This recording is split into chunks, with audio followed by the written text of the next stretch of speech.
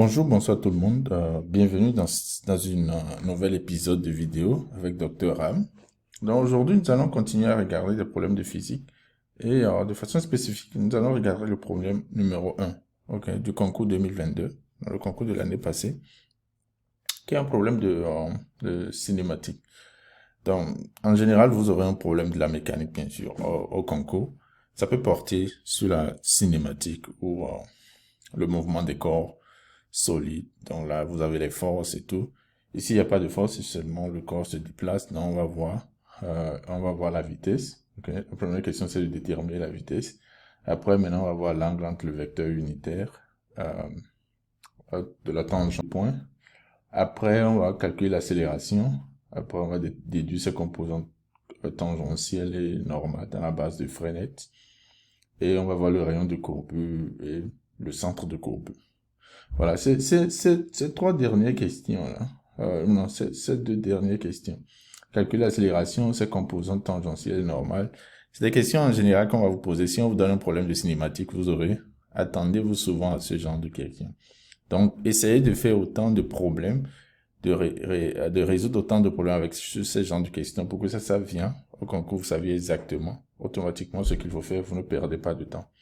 Voilà. Donc, sans plus tarder, allons au problème et nous allons discuter ça ensemble. Donc, voilà ici. Voilà, j'ai juste représenté le système ici. Et dans le système polaire, vous avez R et θ. OK. Maintenant, on donne R de t qui est donné par cette expression-là. On donne θ de t aussi qui est donné par cette expression. OK. Et dans ce système polaire, OM, ça fait simplement R multiplié par le vecteur unitaire de la radiale. OK. Maintenant, aussi, ceci, j'ai juste écrit ici, on n'a pas besoin de démontrer ça parce que, en fait, c'est connu. Quand vous dérivez la vitesse, en fait, la vitesse d'un point dans le système de coordonnées polaires, ça vous donne ce qui est là. OK. Maintenant, le R point, en fait, ça fait la dérivée de R par rapport au temps. Et θ point, ça fait en fait la dérivée de θ par rapport au temps. OK. Donc voilà, ceci vous connaît. Et je vous conseille en fait de connaître au moins la vitesse dans le système, dans tout le système de coordonnées. Donc, quand je veux dire cartésien, polaire, cylindrique et sphérique. Voilà les trois là. Ça vous permettra de gagner du temps si jamais vous avez à faire à un problème qui concerne ce système de coordonnées. Donc voilà, c'est ce qu'on a. Donc tout ce qu'on aura à calculer, c'est de calculer sur la dérivée de R par rapport au temps et la dérivée de θ par rapport au temps. Et on remplace simplement dans cette équation 1 là. Et puis on a notre vitesse. Dans la dérivée de R par rapport au temps, on a l'expression qui est ici. Donc on va simplement, on fait la dérivée de cette expression-là par rapport au temps. Et si vous faites ça de façon tranquille, sans stress, vous arrivez à ce résultat. De la même chose pour θ, c'est très simple. Vous dérivez par rapport au temps, ça vous donne le résultat qui est ici. Voilà. Donc on a ça et on remplace simplement dedans. Donc si vous remplacez dans la formule 1 que je vous ai donné, ça vous donne ceci. Donc vous voyez clairement il y a un facteur commun, ce facteur ici. Okay. Ça c'est le facteur commun. Donc on peut faire sortir ça. Si vous faites sortir ça, vous allez trouver que votre vitesse en fait ça vous donne ceci, qui est l'expression de la vitesse qui est demandée. Donc voilà la vitesse. Maintenant, le module de la vitesse, c'est très simple aussi. C'est simplement vers la norme de la vitesse. Donc, ça va donner simplement ce qui est ici multiplié par racine carrée de... Puisque ici, c'est 1 et moins 1. OK? Donc, ça va faire 1 au carré plus moins 1 au carré, qui vous donne en fait une racine carrée de 2, multiplié par simplement euh, ce qui est ici, le facteur qui est ici. Dans la vitesse, en fait, ça nous donne ceci. Simplement. OK. Donc ça, c'est juste l'application de la formule et faire un peu de calcul de dérivée. Maintenant, euh, on demande l'angle euh, entre ici. Donc, on demande l'angle entre le vecteur unitaire de la tangente à la trajectoire en M et UR. OK. Donc, on veut le vecteur unitaire de la tangente. Mais rappelez-vous que quand vous avez une courbe, la tangente, en fait, la vitesse est toujours tangente à la courbe. Donc, la tangente, en fait, a la même direction que la vitesse. Donc, quand vous avez V, en fait, le vecteur unitaire, en fait, quand on définit comme ça, c'est toujours égal à V divisé par la norme de V. OK. Simplement, ça veut dire qu'en fait, que le vecteur unitaire tangent a la même direction que la vitesse. Donc, l'angle entre le vecteur unitaire de la tangente et la trajectoire, en fait, ça fait l'angle entre la vitesse et la trajectoire. Maintenant, comment déterminer ça? OK. Donc, le vecteur unitaire de la tangente sur la direction de la vitesse. C'est ce que j'avais expliqué. Donc, ce qu'il faut simplement faire, c'est que vous allez faire le produit scalaire. Parce que, en fait, UR. OK. Donc, le vecteur OM s'assure, en fait, UR. Donc, on va voir l'angle entre la vitesse et UR maintenant. Donc, si vous faites le produit scalaire, ça vous donne la norme de la vitesse, ou la norme de UR, multiplié par cosinus de bêta. Bêta ici, en fait, c'est l'angle qu'on est en train de chercher, que j'ai défini bêta. OK. Maintenant, le produit scalaire de V et de UR, c'est simple, parce qu'on connaît leurs coordonnées. Donc, si vous faites, parce que vous multipliez simplement, vous prenez simplement la composante de V suivant UR. Et on voit que ça nous donne, en fait, moins la norme de V. Non, moins en fait le facteur ici, ce facteur-là. Donc, si vous faites ça, voilà ce que ça vous donne, le produit scalaire. OK. Maintenant, ce même produit scalaire, cette formule que je vais appeler 2 ici. OK. Dans cette formule 2, en fait, on voit que la norme de UR, c'est 1, parce que c'est un vecteur unitaire. Maintenant, on avait déjà calculé la norme de V avant. Donc, ça nous donne ceci. Donc, en utilisant cette formule 2, maintenant, on peut tirer cosinus de bêta, qui n'est rien d'autre que le produit scalaire divisé par la norme, le produit des normes de deux vecteurs. Si vous faites bien le calcul, vous allez vous voir que ça vous donne moins racine carrée de 2. Donc, il faut simplement utiliser votre calculatrice. OK. Quel est l'angle dans le module? Le cosinus est égal à moins 1 pi sur 4. Ça vous donne simplement 3 pi sur 4. Donc, voilà. Et qu'est-ce que ça veut dire en fait? Ça veut dire que la vitesse est... donc, vous avez M comme ça. Vous avez OM. Et la vitesse fait de telle sorte que l'angle entre les deux, là, donc on a la vitesse, donc cet angle-là est toujours constant. OK. Le vecteur vitesse et, OM, il y a toujours un angle constant. Et cet angle-là, c'est égal à 3pi divisé par 4. OK. Donc, en fait, c'est un peu l'interprétation de ce résultat. L'orientation de la vitesse, du vecteur vitesse, en fait.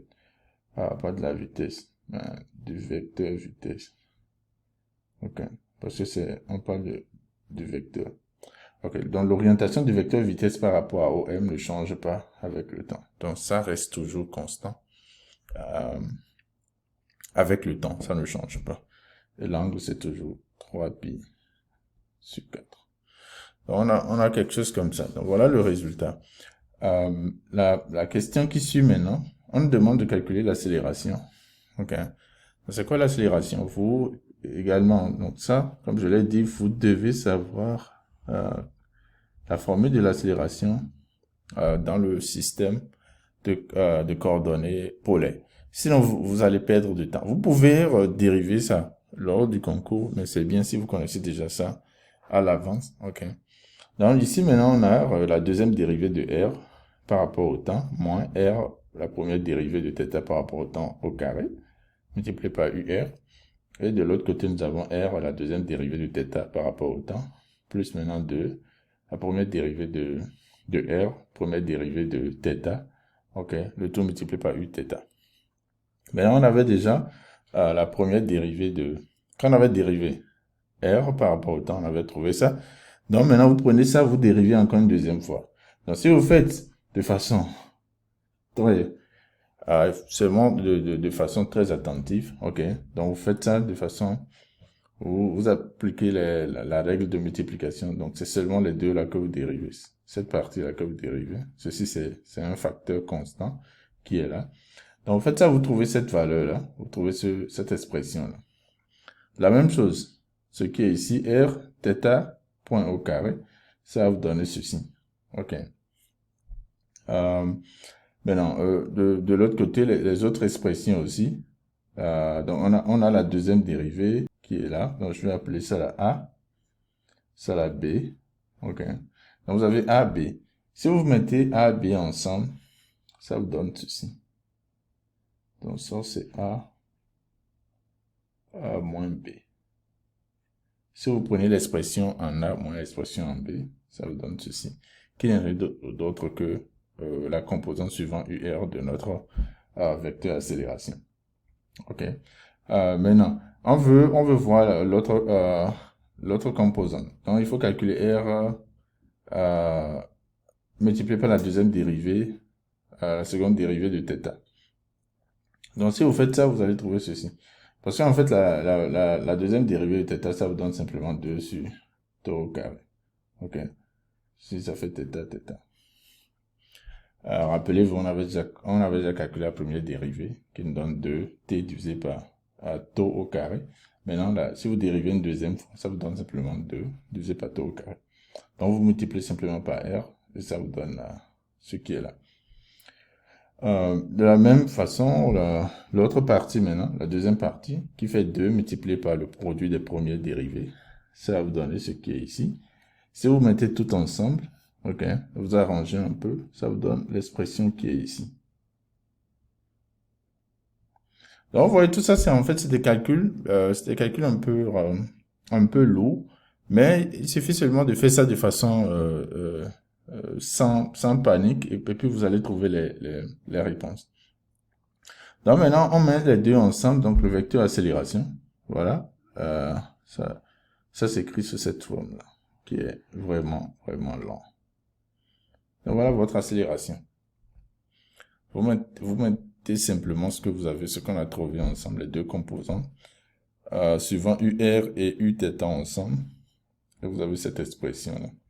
Maintenant, on veut trouver la composante tangentielle. OK. Ça, c'est simple. Par définition, la composante tangentielle, ça fait la dérivée de la vitesse par rapport au temps.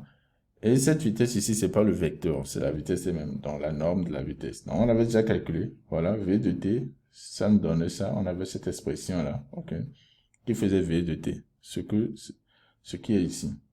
Maintenant, il suffit seulement de dériver ça par rapport au temps. Donc, c'est ça qui est ici, la dérivée. Aussi, faites ça très attentivement, OK, sans panique. Vous allez trouver l'expression qui est ici.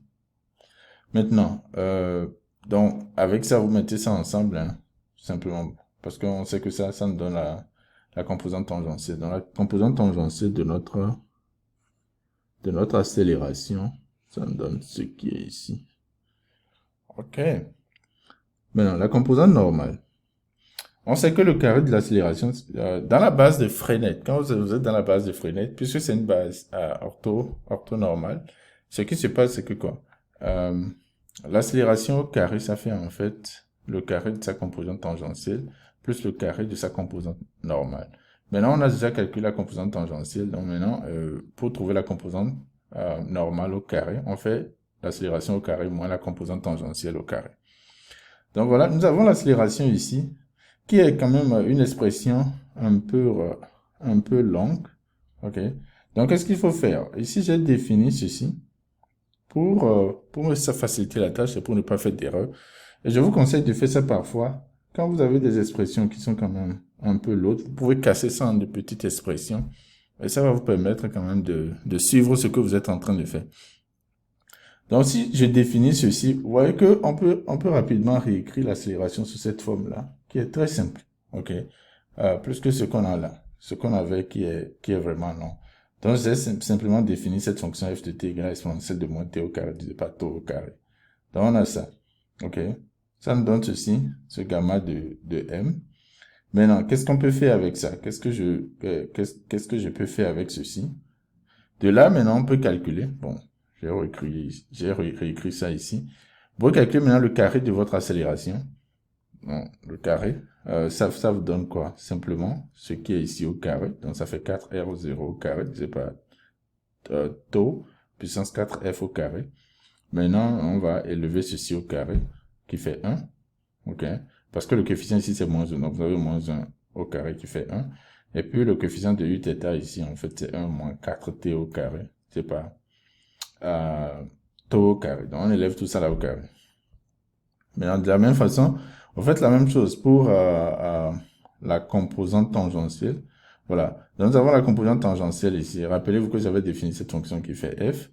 Donc, si vous élevez ça au carré, ça vous donne 8 R0 au carré, divisé par taux puissance 4, f au carré, ok, facteur de ceci. Maintenant, il faut prendre la différence des deux. Si vous faites la différence, vous pouvez mettre maintenant, vous pouvez voir qu'il y a un facteur commun qui est ceci. Ok, ce facteur commun là, vous mettez ça en facteur. Et si vous mettez ça en facteur, maintenant, ça va vous rester quoi? De gamma au carré. Dans l'accélération au carré, vous avez 1 plus 1 moins 4t au carré divisé par taux au carré, le taux au carré. Maintenant, de ce côté, il y a un 2. Donc 2 fois 1 moins 2t au carré divisé par taux au carré, le taux au carré. Maintenant, il faut développer ce qui est à l'intérieur ici, là. C'est ça que j'ai développé ici. Donc, c'est égal à ceci. OK. Ce qui est à l'intérieur. Donc, si vous développez tout ça, vous allez voir qu'en fait, ça vous donne un truc très simple. Ça revient à 8 t à la puissance 4 divisé par taux à la puissance 4. Donc, finalement, cela voudra dire que quoi? Que notre gamma n au carré, ça nous donne simplement ceci. Cette expression-là. Donc, regardez, en définissant cette fonction, ça m'a quand même, en définissant ce f de t là, ça m'a rendu la vie un peu facile. Et je suis sûr que mes calculs quand même ne sont pas erronés. Ok. Donc voilà. Mais si vous voulez, vous n'avez pas besoin de définir ça, vous pouvez faire le calcul directement. Si vous êtes beaucoup plus attentif que moi, vous pouvez faire votre calcul directement et vous allez arriver au résultat. Donc voilà, donc vous prenez racine carrée de ceci, et simplement, ça vous donne ceci comme... rappelez-vous, j'ai réécrit, j'ai remplacé f de t par sa valeur ici. Donc voilà ce que nous donne la composante normale de l'accélération. Nous avons ceci. Maintenant, on veut le rayon de courbure ainsi que le centre de courbure de notre... Donc, rappelez-vous de la définition il y a une autre définition de l'accélération normale qui fait la vitesse au carré divisé par le rayon de courbure. Donc, le rayon de courbure, en fait, ça fait la vitesse au carré divisé par l'accélération normale. Mais à la vitesse au carré, on avait déjà calculé, on connaît déjà l'expression de la vitesse, on élève ça au carré, donc ça nous donne ceci. Ok. Maintenant, on a déjà l'expression de l'accélération normale. Donc, on fait seulement, on divise. Donc, vous prenez simplement ce qui est ici divisé par ça, ce qui est là. Et vous allez voir qu'en fait, le rayon de courbure vous donne ceci. Ok. Donc, voilà l'expression du rayon de courbure de notre... Maintenant, on veut le centre de courbure de la trajectoire. Ok. Par définition, le centre de courbure, c'est ce point-là, tel qu'entre ce point et la position du point matériel. Ça vous donne ρ, qui en fait, c'est le rayon de courbure, multiplié par le vecteur unitaire normal. Ok. Donc, un ici, c'est le vecteur unitaire normal dans la base de Freinet. Ok. Dans la base, dans cette base-là, on a U tangentiel, U normal, et puis B. Donc, nous avons ceci. Maintenant, on va utiliser la règle de Charles pour briser ce vecteur-là. Donc, ça fait MO plus OC. O, en fait, O, bien sûr, c'est l'origine du repère. Donc, OM plus OC, ça me donne ρ, UN. Donc, vous tirez maintenant OC. En fait, vous faites ça de cette façon parce qu'on sait que les coordonnées de O, en fait, c'est 0, 0. Donc, quand vous avez OC, en fait, ça vous donne, en fait, la position de C directement. Et C, c'est le centre qu'on est en train de chercher. Ok. Donc, maintenant, et ceci, on connaît, hein, OM, là, on sait ce que c'est. OM, c'est simplement R, UR. Ça, on connaît ça. Mais donc, ce qu'il nous faut maintenant, c'est de connaître ce vecteur unitaire, là. Maintenant, il y a plusieurs façons de déterminer ce vecteur unitaire. Maintenant, ce que je vais vous montrer ici, c'est un, comment je dis, c'est un chemin court pour déterminer ça. Et pour y arriver, il faut d'abord déterminer le vecteur tangentiel. Donc, on va déterminer d'abord le vecteur unitaire tangentiel, ok, qui est u de t. Maintenant, ce u de t, c'est connu, hein, ça fait le vecteur vitesse divisé par son module. Donc, ceci, c'est très facile à déterminer. Parce qu'on connaît déjà le vecteur vitesse, on connaît son module. Donc, vous connaissez, non, voilà. Ça, c'est le vecteur vitesse. Ça, c'est son module. Si vous prenez, vous divisez, simplement, vous arrivez à ça. OK. Maintenant, si vous connaissez U de t, vous pouvez directement trouver UN. En vous rappelant, en fait, que UN, pour obtenir UN, vous prenez U de t, vous faites une rotation de 90 degrés. OK. Dans le sens direct. Donc, qu'est-ce que je veux dire? Le sens direct, c'est le sens contraire euh, à l'aiguille d'une montre. Donc, ce que je veux dire par le sens direct, c'est ce sens-là. OK. Donc, on est dans ce sens. Donc, vous, à partir de UT, maintenant, vous faites une rotation, OK, de 90 degrés. Vous allez maintenant trouver UN. Et rappelez-vous que UN aussi, UN et UT sont orthogonaux. Donc, ce sont deux vecteurs orthogonaux. OK. Maintenant, c'est de dimension 2. Donc, vous pouvez imaginer, en fait, les possibilités, les deux vecteurs possibles de les deux. Et on peut avoir ici, si vous analysez ceci, vous pouvez avoir deux vecteurs. Donc, j'ai fait ce schéma pour vous illustrer. Donc, si vous représentez ce UT là, vous allez voir, en fait, UT est dans cette direction-là, parce que ça fait Uθ à moins UR. Donc, moins UR, c'est ici. Vous prenez, donc, la composante, ça va vous donner quelque chose qui est ici, là. Et vous prenez ça, parce que c'est ça d'être unité, donc vous divisez, donc vous aurez quelque chose comme ça. Donc ça c'est votre UT. Maintenant, si vous faites une rotation de ça, 90 degrés, donc vous êtes simplement ici. Si vous faites 90 degrés dans le sens direct, vous êtes en bas ici. Et qu'est-ce que ce vecteur vous donne? Si vous analysez bien ceci, ça vous donne quoi? Vous avez, c'est comme si vous renversez Uθ et vous renversez UR. Donc, finalement, vous pouvez simplement prendre UN égale à ceci. OK. Si vous ne voulez pas faire assez de calculs, donc vous utilisez ce astuce-là. Et ça vous permet, en fait, de déterminer UN rapidement. Maintenant, si vous voulez faire ça de la façon la plus longue, vous pouvez définir UN, ça fait simplement quoi? Par gamma.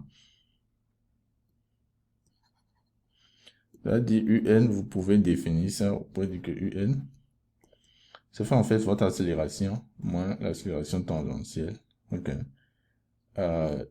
divisé par gamma n. Donc simplement ce que ça fait, parce que UN en fait c'est le vecteur unitaire selon la direction de l'accélération normale. Donc vous prenez, vous faites la différence entre l'accélération et l'accélération tangentielle divisé par le module de l'accélération normale et ça vous donne simplement le vecteur unitaire dans la direction normale. Mais ceci c'est long, donc je vous invite à réfléchir sur ceci. Ok. Rappelez-vous toujours que le vecteur normal s'obtient en faisant une rotation de 90 degrés dans le sens direct à partir du vecteur unité tangentielle. Donc, quand vous êtes en deux dimensions, si vous êtes en 3 ou 4, plus que deux dimensions, c'est un peu compliqué. Mais en deux dimensions, je pense que c'est direct. Vous pouvez directement déduire ça. Vous n'avez pas besoin de faire beaucoup de calculs. Une fois que vous connaissez un des vecteurs, vous pouvez déduire l'autre. En ayant en tête aussi que les deux vecteurs doivent être orthogonaux. OK? Donc, comme ça me donne ça me donne cette valeur-là. OK? Pour UN. Et je les ai représentés ici. Maintenant, on peut trouver maintenant notre OC. Rappelez-vous, on avait OC, ça nous donne quoi? Rho UN plus OM. Dans Rho, on connaît la valeur de Rho, donc on multiplie ceci par notre UN. Ça nous donne ceci. Maintenant, rappelez-vous, plus OM, j'ai dit OM c'était égal à R, à UR. Donc, si vous additionnez ceci, simplement, vous arrivez à ce résultat-là. Et rappelez-vous ce que c'est que F. F, c'est toujours F de T. C'est exponentielle de moins T au carré divisé par Tau au carré. Ok. Donc voilà, voilà la fin de ce problème. C'est un problème que je trouve très intéressant. Mais comme vous l'auriez constaté, c'est juste rien que d'application. Je n'ai rien fait d'exceptionnel ici. J'ai juste appliqué les formules. J'ai juste un peu de calcul. Ok, on fait un peu de calcul, calcul de dérivés et application des formules et on a résolu le problème. Ok, donc voilà, voici, nous sommes à la fin. Si vous avez des questions, n'hésitez pas à me les laisser en commentaire. Si vous avez constaté des erreurs dans ce que j'ai fait, n'hésitez pas aussi à me notifier ça. Et aussi, si vous ne vous êtes pas encore abonné, abonnez-vous et cliquez sur la cloche pour que chaque fois que je fasse une nouvelle vidéo, vous serez automatiquement notifié. Ok, merci et à la prochaine fois.